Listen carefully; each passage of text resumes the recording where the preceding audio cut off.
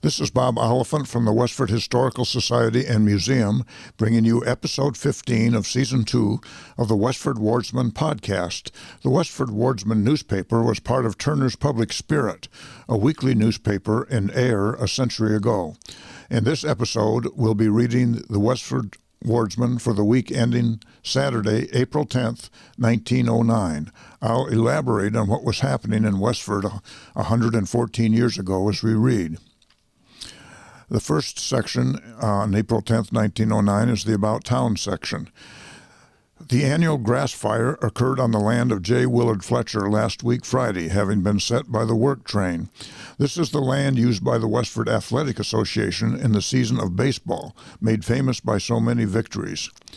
The grassland along the railroad tracks was notorious for catching fire 100 years ago because the trains that ran by were all coal-powered steam engines, and they emitted a lot of sparks, which often set fires.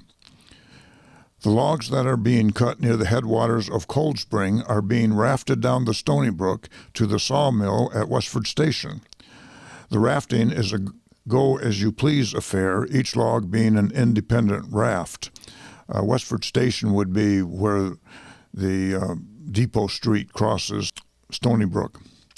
Among those not previously mentioned for the excursion trip to Washington is Miss Frances Bannister, teacher in the Sergeant School at Graniteville. During her absence, her place will be supplied by her sister, Miss Marguerite Bannister. At a meeting of the selectmen last Saturday evening, Captain Sherman H. Fletcher, Albert R. Schote, and John Edwards were appointed fire engineers for Westford, Graniteville, and Forge Village. Eugene Ward, at present collecting milk for A.G. Boynton, will move next Monday from Lowell into the Brow House on the Providence Road, having been disappointed in securing a house at Chamberlain's Corner. James H. O'Brien is improving slowly but securely, and at the present pace will be able to resume the activities of the human race ere April showers and May flowers respond to each other.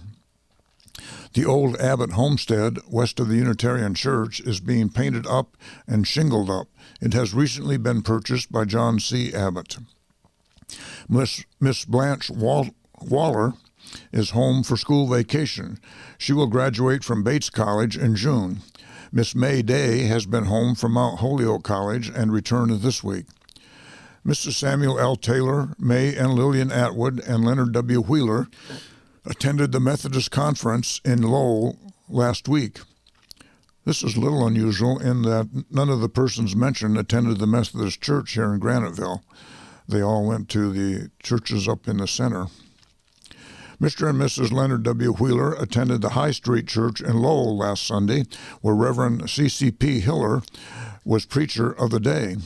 He was a former minister of the Congregational Church in town, and I might also add of the Methodist Church in Graniteville. He actually held both pastorships at the same time, early in the 1900s. Both Mr. and Mrs. Hiller called on friends in Westford Tuesday. One of the expensive snow rollers built for the town 2 years ago is being sheltered from the wear, tear, and warping of the weather by the sky that is stretched over Westford Corner. This roof certainly didn't leak much last summer, but it is hoped for the sake of farm crops it will commence to leak more this season. It is reported that Chelmsford wants to buy a roller. Why not push this roller over the line and tell Chelmsford folks to help themselves? It will save our repairing the roof where it is housed. At a meeting of the Westford AA, that's not Alcoholics Anonymous, it's the Westford Athletic Association, at the town hall Wednesday evening to elect officers for the season, Edward Fisher was chosen president, Harwood L. Wright, vice president, William L. Woods, treasurer, William R. Taylor, secretary, Oscar R. Spaulding, Cyril A. Blaney, and Charles M. Trawl, J. Herbert Fletcher, and Edward Hamlin, directors. The next section is called Without a Hall. Since the leasing of Marshall's Hall at Westford Corner for tenement and store purposes, Brookside, Westford Corner, and West Chelmsford are deprived of any hall for entertainments. Well, what is going to be done about it? Some say begin a series of entertainments, the proceeds to go towards building a hall. Fine, nothing better, makes everybody a contributor, but the hall that is so desirous and so indispensable a necessity must exist prior to holding the entertainments to build the hall with, else where will you hold your entertainments? Don't you see another plan? Article 1, to choose a moderator. Article 2, to see if the town of Chelmsford will appropriate a sufficient sum of money to build a half hall or half build a hall on Chelmsford and Westford line. And Westford Town Meeting, ditto, which being interpreted down to business meaneth that the two towns would sort of continue to collapse together in the bonds of love and half build a hall. There is certainly no harm in serving a half-hall article into the town meeting arrangements. It will furnish talk that, being cheap, it will affect the tax rate. The next section is called Stalled. Last Saturday, a 2-horse load of furniture got stalled near CRP Decatur's for lack of knowledge as to who wanted said furniture. They left Lowell with orders to leave it at red-painted farm buildings not far from the aforesaid Decatur. Inquiries by telephone and otherwise failed to find the place. Finally, after several hours' delay and telephoning to Lowell, where reside 100,000 people, at last one of said number was found who was willing to aver that the red farm buildings reported were at Minot's Corner. Minot's Corner is the intersection of Boston and Littleton Roads, not too close to the Decatur house. But they wanted to be let alone, more than they wanted furniture. But Charles Bicknell, not far off, spoke up and said he could use it if they had tired looking. And this place is 3 miles from Decatur's. How much some fellows don't know about distances. The next section is called Visit of the Tax Commissioner. The recent visit of the Deputy Tax Commissioner resulted in laying down some new lines of action to govern the work of the assessors. In determining the rate of taxation, a formal vote must be taken as to what the rate shall be, and the vote recorded. At least 2 of the assessors must attend all meetings of registration of voters. The signature of only one assessor will henceforth, now and forevermore onward, be considered lacking in the essentials of authority. All writing and figures on the valuation books must be in ink, and all lead pencil records will be considered unsafe. A part of said records must be written in red ink.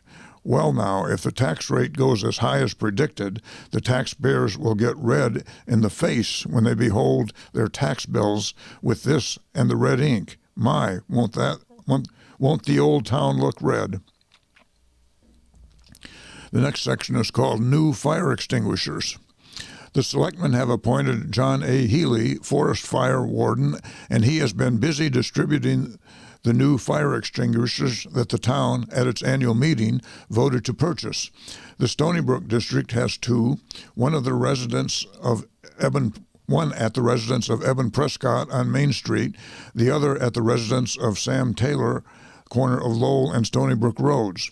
It is planned, as per order of the school committee, to place one in the Stony Brook School as soon as arrangements can be made. With the new extinguishers and the new law relating to setting fires, forest fires ought to diminish and forest investment become safer and more profitable. It is well to remember that we are now in that season of the year when no one can set a fire in the open field without permission of the fire warden. It is true this may work some inconvenience, but uncontrollable fires work a great deal of inconvenience as well as financial loss. The next section is Westford Center section. The Henry M. Wrights have been guests this week at W.H. Wright's. John R. Draper has been spending his vacation with his former schoolmate, Leon F. Hildreth. Reverend and Mrs. CCP Hiller, at the close of the session of the Methodist Conference in Lowell, came up to Westford and spent a couple of days, where they were guests of Mrs. Caroline Atwood. It was a pleasure to many former parishioners and friends to meet them and greet them. They returned to Springfield for their 5th year of work, where Mr. Hiller is pastor of the Wesley Methodist Church. Mrs. Caroline Atwood was the widow of Daniel Atwood, and she and her 3 daughters lived at 4 Graniteville Road. Reverend AF Donalds of the Highland Congregational Church in Lowell was the special speaker at the midweek Lenten service last Thursday evening. A good number came out to hear his thoughtful and helpless address. H.G. Osgood conducted the praise service. The WCTU met with Mrs. Emery J. Whitney Wednesday afternoon with the good attendance of the members. At the business session, plans were outlined, the results of which will materialize later on. Afterward, a pleasant social hour with music and light refreshments were enjoyed.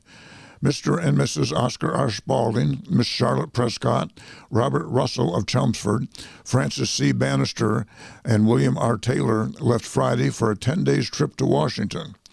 They were going down to attend the inauguration of President Taft. We'll hear more about that later. Next section is the Firemans Banquet. The members of the Edward M. Abbott Hose Company gave a banquet and social evening to the members of the Chelmsford Fire Company Monday evening at the Town Hall. Nearly all the members of this company responded to the cordial hospitality of the Westford men with their presence and responsive good cheer. It was a pleasant return compliment for the good time given by the Chelmsford Company to our men earlier in the season.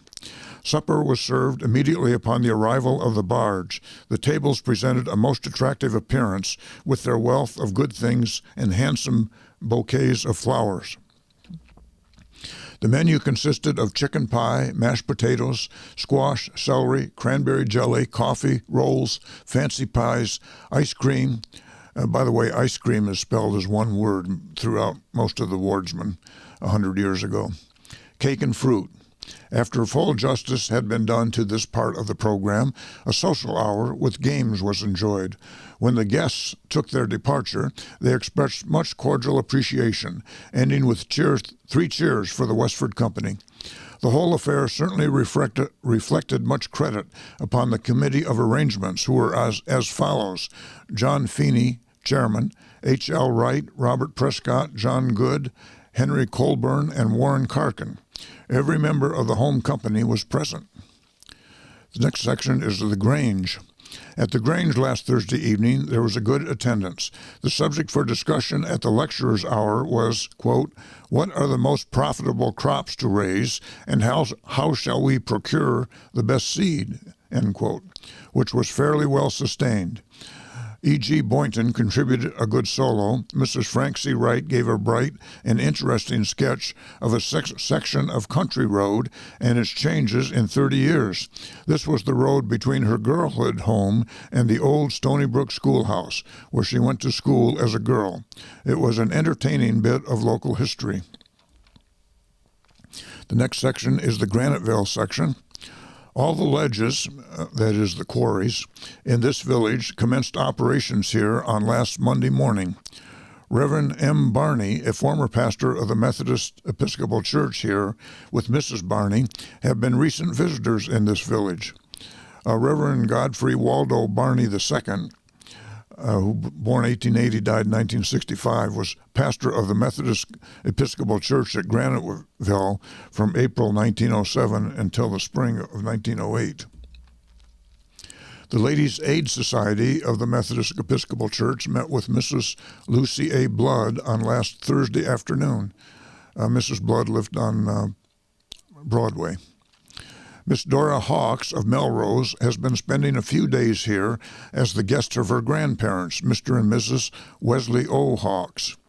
Mr. Hefferman, who formerly resided in the province of Quebec, is now making his home with his daughter, Mrs. C. W. Robinson, in this village. Palm Sunday was fittingly observed in St. Catherine's Church here last Sunday, the ceremony of the blessing of the palms being conducted by the pastor, Reverend Edmund T. Schofield, previous to the 9:45 o'clock Mass. Father Schofield was also the celebrant of the Mass that was attended by the usual large congregation. Court Graniteville Foresters of America held a largely attended meeting in its rooms on last Thursday night. Much business of a routine order was transacted, and for the good of the order, the following pleasing program was given. Song by Thomas Hughes, Henry LeDuc, R.J. McCarthy. Harmonica solo by Henry J. Healy. Comic selections, John Boyd. Cornet solo, W.G. Blodgett. Readings, Arthur R. Wall. All the numbers were well received, but the hit of the evening was made by John Boyd, whose rendition of Finnegans Wake took the house down. The Finnegans Wake mentioned here was likely the classic Irish song written about 1850. It was definitely not the classic book of the same name that was written by the Irish author James Joyce in 1939, well after this 1909 newspaper. And that's the news in Westford for the week ending April 10th, 1909. Thank you for listening, and thanks to Nick Woodbury of WestfordCAT for providing technical support. You can find transcriptions and podcasts from the Wardsman at our website at museum.westford.org or visit the Historical Society's Facebook page for more Westford news from a century ago. This is Bob Oliphant, and I hope you will join us for next week's Westford Wardsman podcast. Thank you.